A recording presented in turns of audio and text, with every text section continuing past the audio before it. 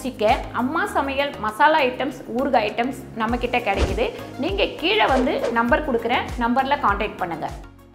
வணக்கம், நான் உங்கள் அம்மா சமையல் மீனாட்சி. இன்றைக்கி நம்ம டிஃப்ரெண்ட்டான ஒரு மீன் குழம்பு தான் பார்க்க போகிறோம். டிஃப்ரெண்ட்னா என்னன்னு பார்த்திங்கன்னா, நம்ம வந்து கையிலேயே மசாலா வந்து வறுத்து அரைச்சி வைப்போம்.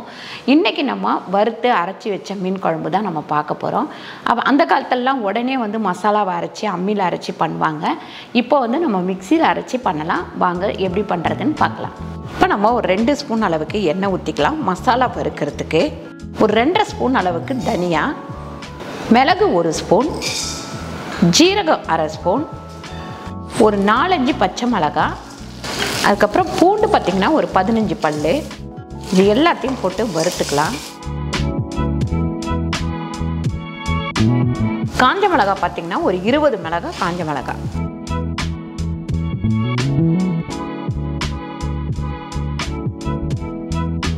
நல்லா இதெல்லாம் வறுபட்டு இருக்கும்போதே ஒரு பவுல் அளவுக்கு நம்ம தேங்காய் போட்டுக்கலாம். மசாலா நல்லா வறுபட்டுருச்சு. இதில் கொட்டி கொஞ்சம் ஆற வச்சிடலாம்.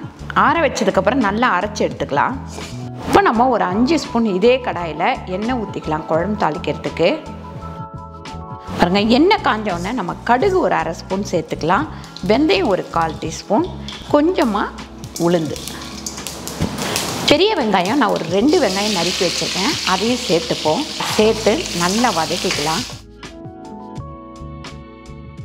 அதுக்கடுத்து சின்ன வெங்காயம் ஒரு 150 கிராம் நான் நல்லா அரைச்சி வச்சுருக்கேன், இதை சேர்த்து நல்லா வதக்கிக்கலாம். வதங்கிட்டு இருக்கும் போதே நம்ம ஒரு 1.5 ஸ்பூன் அளவுக்கு உப்பு சேர்த்துக்கலாம். இப்போ நம்ம கொஞ்சமாக கருவேப்பிலை சேர்த்துக்கலாம். இது நல்லா வதங்கட்டும். இப்போ நம்ம தக்காளி வந்து ஒரு 4 தக்காளி நறுக்கி வச்சுருக்கேன், அதை சேர்த்து நல்லா வதக்கிக்கலாம். இப்போ இதில் மஞ்சத்தூள் கொஞ்சம் சேர்த்துக்கலாம். ஒரு 1/4 டீஸ்பூன் அளவுக்கு மஞ்சத்தூள். அந்த வெங்காயம் தக்காளி வதங்கிட்டு இருக்கும் போதே அரைச்ச இந்த மசாலாவை இதில் சேர்த்து நல்லா வதக்கிக்கலாம். நல்லா கொஞ்சம் பச்சை வாடை போகிற வரைக்கும் நல்லா வந்து வதக்கிக்கங்க. வதங்கினதுக்கப்புறமா நான் வந்து 100 கிராம் அளவுக்கு புளி கரைச்சி வச்சுருக்கேன், இதை வந்து இதில் ஊற்றிடலாம். ஊற்றிட்டு நமக்கு தேவையான அளவு தண்ணி ஊற்றிக்கலாம்.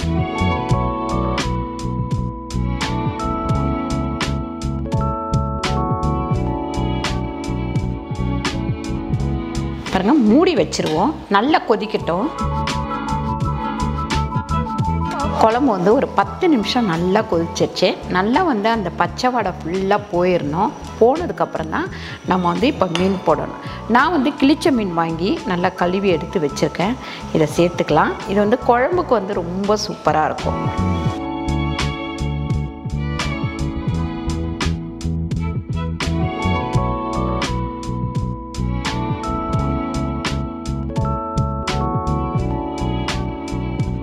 மீன் போட்டதுக்கப்புறம் நம்ம குழம்பு மூடி வச்சிடலாம். சிம்மில் வச்சுருங்க. ஒரு 2லேருந்து ஒரு 5 நிமிஷம் அப்படியே சிம்லையே இருக்கட்டும். பாருங்கள், மீன் குழம்பு இப்படி சிம்மில் வச்சு கொதிச்சாதான் மீன் நல்லா வேகும்.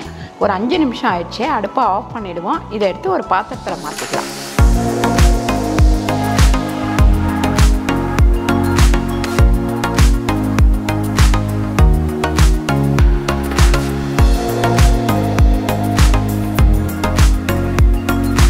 சூப்பரான வித்தியாசமான மீன் குழம்பு ரெடி ஆயிடுச்சு. கண்டிப்பாக நீங்கள் இதை ட்ரை பண்ணி பாருங்கள். ட்ரை பண்ணி பார்த்துட்டு கீழே கமெண்ட் பண்ணுங்கள். இந்த வீடியோ உங்களுக்கு பிடிச்சிருந்தால் லைக் பண்ணுங்கள், ஷேர் பண்ணுங்கள், சப்ஸ்கிரைப் பண்ணுங்கள், ஃபேஸ்புக்கில் ஷேர் பண்ணுங்கள், மறக்காமல் கமெண்ட் பண்ணுங்கள். நன்றி, வணக்கம்.